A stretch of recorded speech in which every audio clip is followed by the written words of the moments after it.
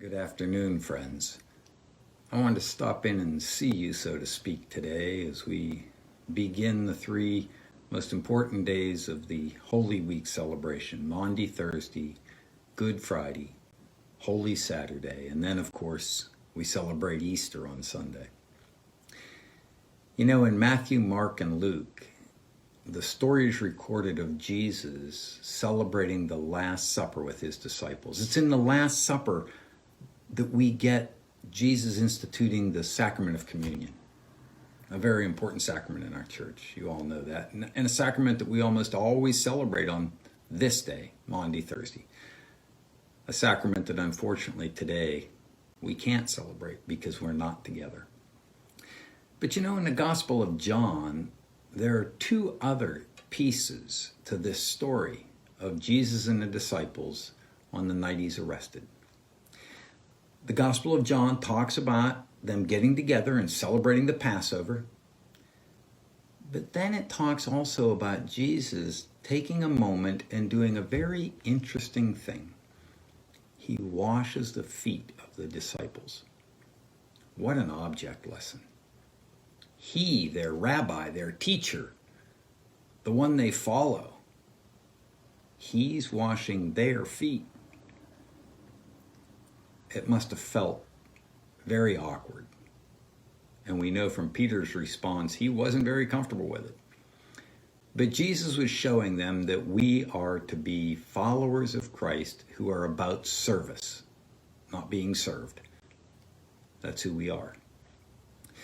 The other piece of the story that appears only in John is found in John 13, 34 and 35. This is what it says.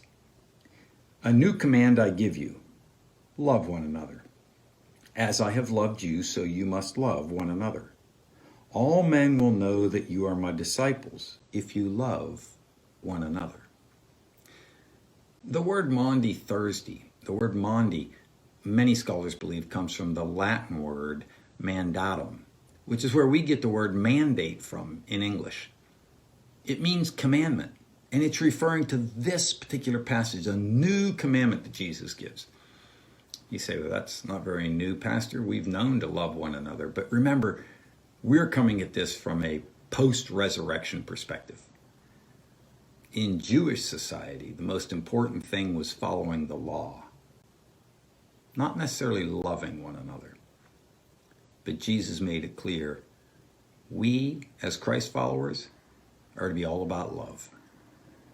That's how people are going to know we're his children. Do you remember the song from church camp? They will know that we are Christians by our love, by our love. I used to sing it in youth group, at special gatherings, and at church camp, church retreats all the time. Boy, during this time of social isolation, social distancing, it seems kind of hard to love each other, doesn't it? We're not around other people. But boy, we can still spread that message of love. There are people around you right now who are really struggling.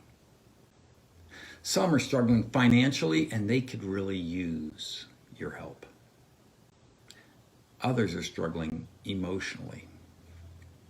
Anxiety, depression, feelings of complete isolation and loneliness are overtaking many around us. What a great opportunity to find a way to reach out. I heard a story the other day about a pastor and his wife that tried something creative.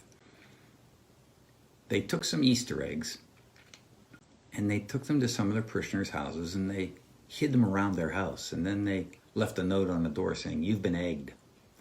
And the kids got to go out and find them. Can you imagine being a small child in that house? What a great way to show God's love. Maybe you can find something creative like that to do. Maybe you want to sew some masks for folks who are trying to go out. Or maybe you want to sew some masks for the healthcare community. Maybe you just want to reach out with a phone call or a letter or an email or a text. Or if you figured out Zoom, maybe you want to get some folks together on a Zoom conference just to check in.